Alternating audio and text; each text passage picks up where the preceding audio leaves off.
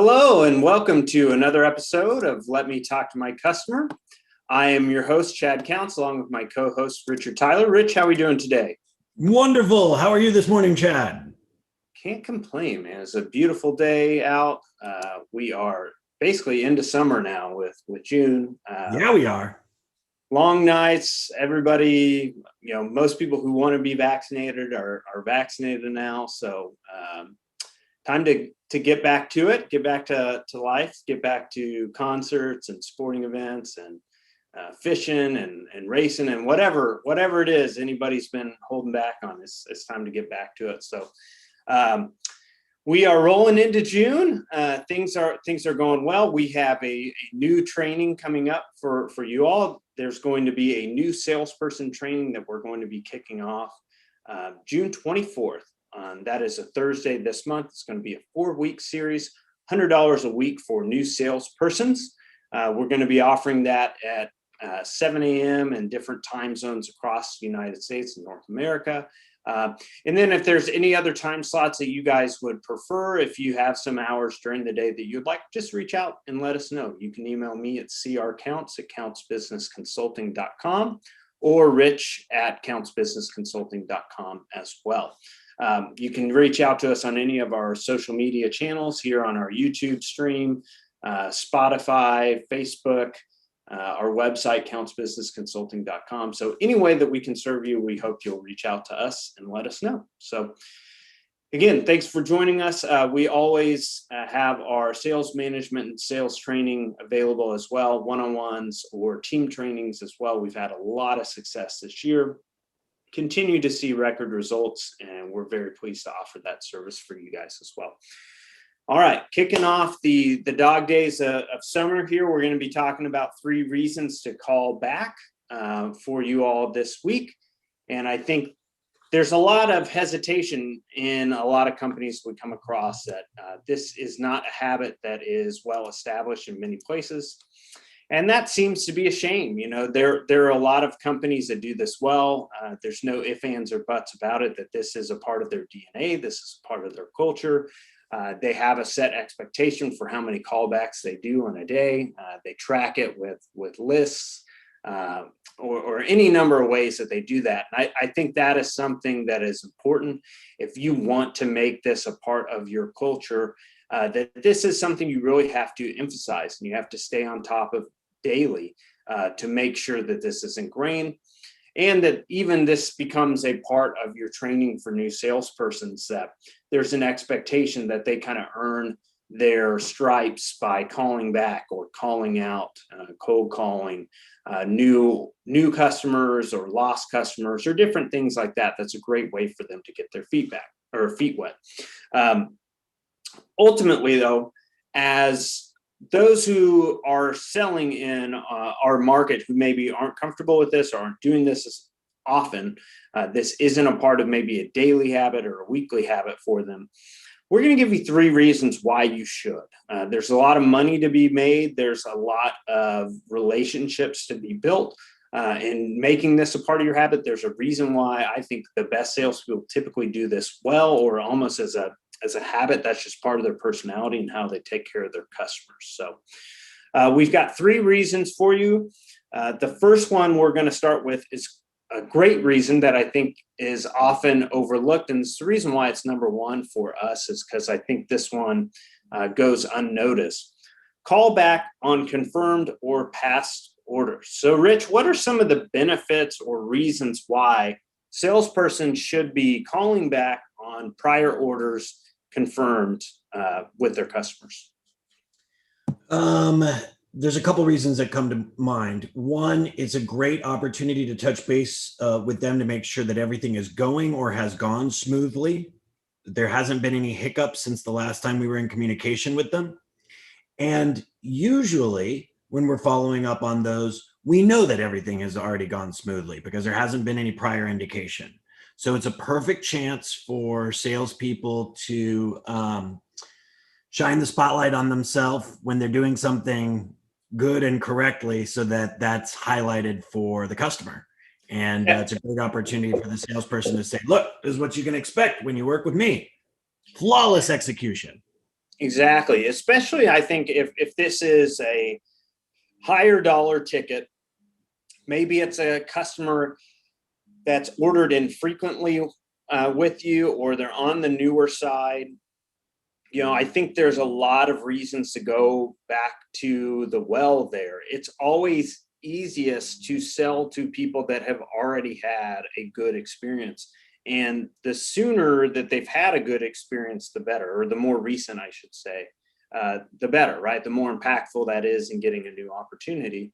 So let's say, they're fixing a BMW or a Mercedes Benz, and you've gotten a good order, you're sending it in. Hey, what are the odds that they've got some other nice high dollar repairs coming in, and an opportunity for you to introduce yourself, get your foot in the door? And what better impression? You're calling when there's not even a problem. Maybe you're calling to figure out if there was a problem. Is there anything I can head off? That puts an impression, I think, on a lot of people, and just make sure that you're in good standing. And then, not necessarily well, actually, we'll table that. We'll table that. That's going to be our third point that we'll get to on there. Number 2, calling back on open orders. Now, this is obviously the bread and butter. This is the most common reason why we do our call backs. Rich, why is it important to follow up on open orders? Ooh, gosh, there's lots of reasons. My favorite is got to be it's the perfect chance to make a rebound. If you didn't make the first shot, if for some reason, something was off with the first number that we gave our customer, it's a chance for us to come back and maybe make another offer, make that rebound while we have the chance before any final decisions have been made. Yeah, I think this continues to be, it's pretty obvious to me of, they had an initial reason for calling you. There was already an opportunity for a sale here. And typically, if this isn't a customer that you don't already have a consistent conversion cycle with, if they call back, and you have a pattern, that you're probably not number one on their list. If you're a frequent quote or a frequent source for them, but an infrequent order, you're missing something. And so there should be a reason why you jump in. Don't let your initial offer be all that you have. Even with our own parts and with our partner yard parts, alternate sourcing, historically, we have about 80% of the time where we can negotiate on the price. That's maybe down a little bit now. Maybe it's only 60% of the time that we can negotiate on price right now, but that's still over half the time. Yeah. We have some sort of way to figure out a means to come up with some final step to close the deal. And still, I think more often than not, if it's not a select handful of parts, we don't want to miss out on an order by $25. And in some cases, $50 even is, let's go ahead and get that deal done. So whatever the case may be, you want to get that second bite. Your offer might not have been off by much. They might have gotten something that was comparable. Maybe you can match that. Mm-hmm. There could be any number of reasons why. The other reason why this is important is typically the decision gets made within a certain time frame. And when we talk about calling back on open orders, it's not only important just to do it, but it's important to do it within a relevant time frame for your customer. So what is the time frame that your customers typically decide? Yeah. And that's different depending on the market you're in. The more urban your market, the closer to a half-day cycle they're going to be, same-day decisions. So if they are calling you in the afternoon, you need to follow up the next morning. If they are calling you in the morning, you need to follow up in the afternoon. Mm-hmm. The other reason why, as a salesperson, this is so important is you only get so many opportunities with whatever your benchmark dollar amount is. If $500 is a big order at your company, or $1,000 or $2,000, it only makes sense if you're a salesperson to compound your opportunities. Why would you not want a rebound? Why would you not want a second shot at a $2,000 order, right? You can kind of generate additional opportunities for yourself on high ticket orders, as opposed to continuing to look to the phone line as kind of luck of the draw of, okay, is this going to be a trinket part? Is this going to be a regular run of the mill body panel? or is this going to be a high dollar opportunity? Mhm. So you already have a target rich environment of past orders and quotes to pull from. So why would you not hunt strategically off of those opportunities? And even if your conversion rate is not as high as you would like, you're fishing in a target rich environment. There was already a need, there was already a certain defined opportunity. Okay, number 3, and this applies to or can be used in conjunction with the first 2 opportunities, but it's also a standalone opportunity as well. And that's calling back for new opportunities. What else are you working on? So, Rich, why is it important for this to be in consideration for reasons for us to call back? Because it's really kind of the best fail safe. For whatever reason we were calling back previously, it's an opportunity for us to generate another opportunity. It's a time to let the customer know, hey, I'm also using this time we're here on the phone to serve you better right now. Is there anything else that I can help you with? Exactly. This is what turns calling back into a no lose situation, in my opinion.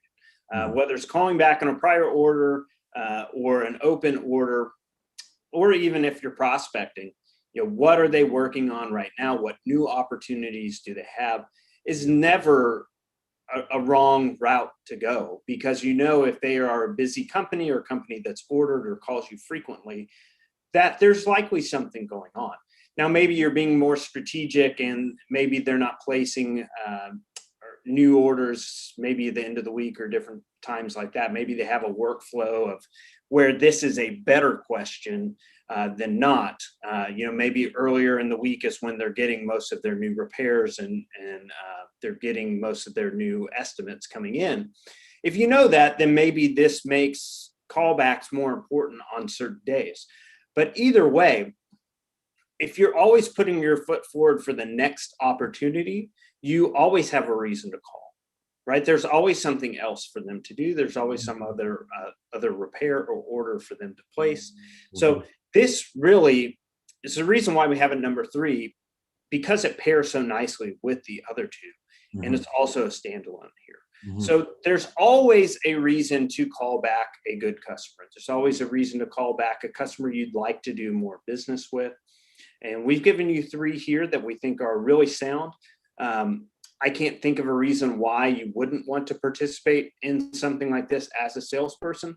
Mhm. Just think of it this way, nonetheless. If you're not doing it and your competition is, you're losing out, right? You're losing ground. You're giving your competition more opportunities to talk to your customer. Mhm. And so why do you want to risk that? In a market right now where end customers are everything, and the more end customers we have, the more resilient and the better off we are.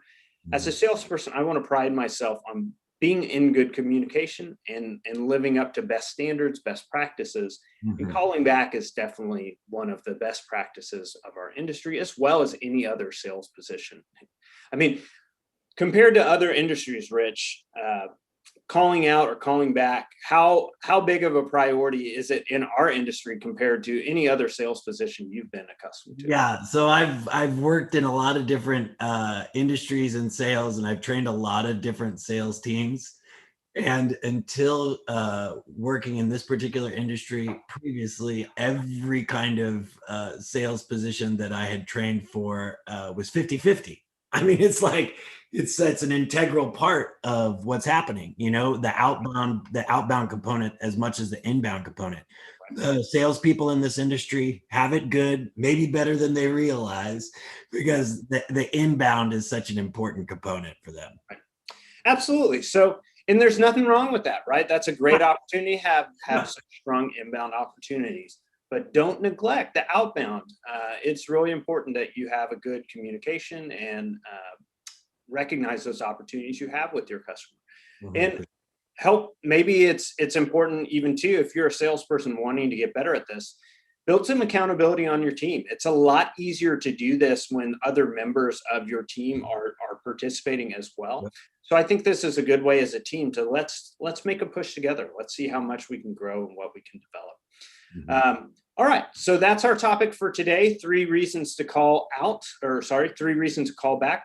Do want to remind everybody, we have our new salesperson training coming up this month, June 24th. So again, please reach out to Rich or Chad. You can reach us at rich@countsbusinessconsulting.com or crcounts@countsbusinessconsulting.com.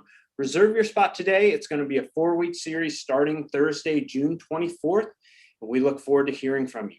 Thanks everybody for joining us. Until next time, thanks for stopping by.